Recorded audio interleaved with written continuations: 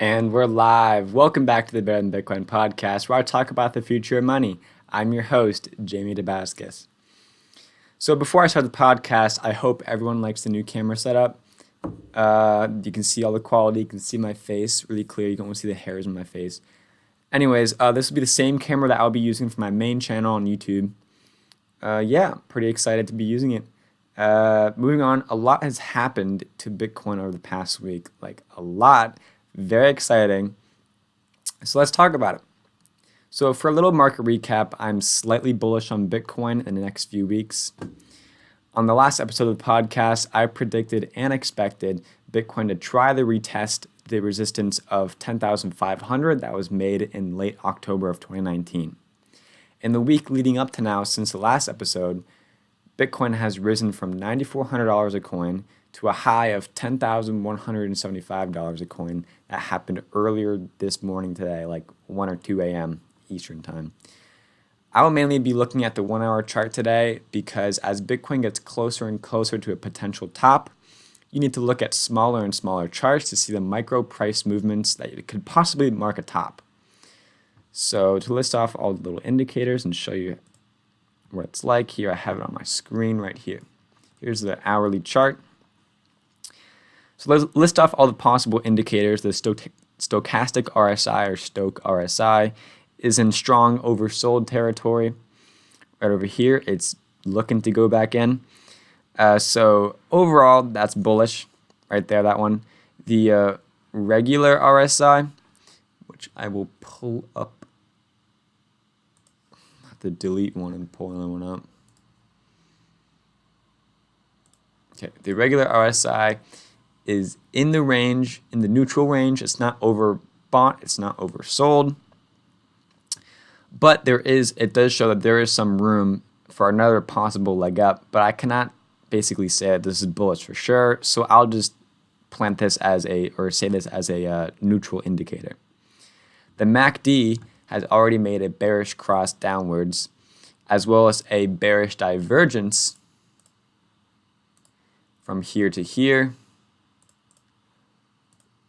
And from here to here. Bearish divergence means as higher highs in price, here and here, there are lower highs in the indicator and here. So not only does bullish cross downwards bearish, the bearish divergence is bearish. So the MACD told me two different bearish signals. The Bollinger Bands, on the other hand, right here, are actually contracting with decreasing volume, as you can see right here. You can basically see it's decreasing, almost like that. But the price is almost smack in the middle because the red line is at 10,098. Right now, as is recording, this is 10,109. So that you can round down safely and say that that's in the middle of the band. So therefore that tells me there's imminent high volatility move upcoming, but I can't say in what direction for sure because price action is in the middle of the band. So overall, out of the 5 indicators I just described, 1 is bullish, 2 are bearish, and 2 are neutral. So what I'm leaning towards is a weak push up to the resistance level of 10,500, and with these technicals that I'm seeing right now, I expect to see a rejection of the level, which means that a big sell-off will happen after getting close to and or touching the $10,500 level. This view is always subject to change if Bitcoin explodes past the resistance level with some upwards price momentum. So the next few days, my eyes will be glued to the screen to watch price action and change my analysis and expectations as more price information is created.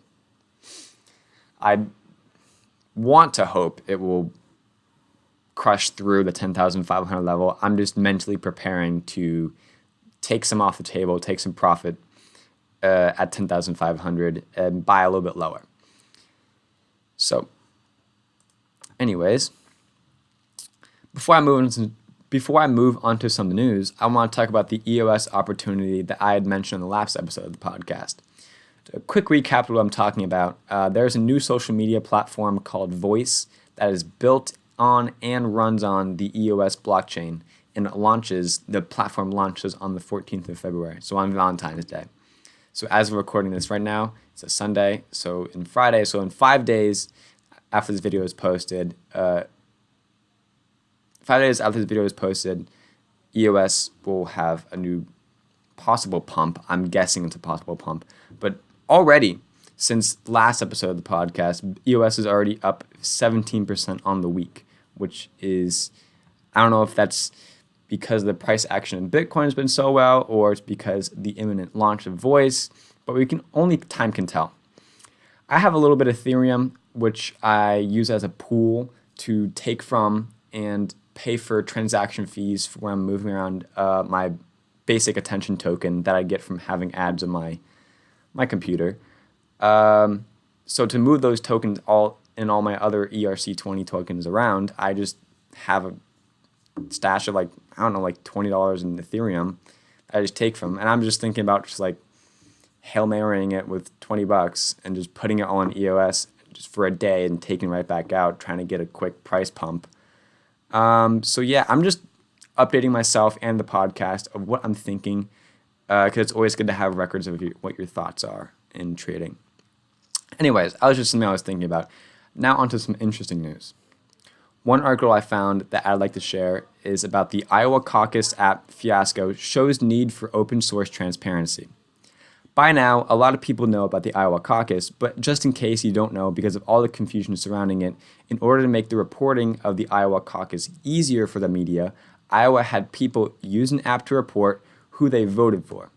Long story short, the app crashed, delayed reporting, people's apps froze, stuff like that. And the delayed reporting of the results of the election for days on end.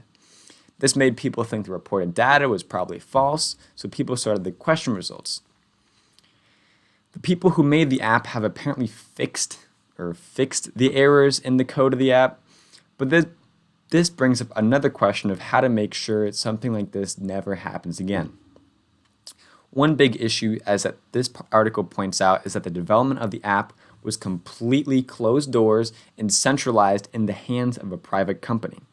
If you're building an app for profit like a game or a social media site, then it's widely understood that the company doesn't want to make that app open source with the code available to the public. But when it comes to an official election of any kind, then also as election processes get more and more digitized and automated, people need to be as transparent as possible. It is a necessity. This is where blockchain technology can come in. The trustless transaction of information, basically a vote, needs to be put on a mutable blockchain to minimize fears of election tampering. Hard to say, tongue twister. Anyways, that was just what I was thinking about. For the news, not a lot to do here. I have homework to do. I'm under a tight schedule. So that's all for episode 16 of the Better Than Bitcoin podcast. I know it's a little short. Regardless, don't forget to like the video and subscribe. Follow me on Twitter @JaneDamascus. I'll throw it up on the screen somewhere. And peace out.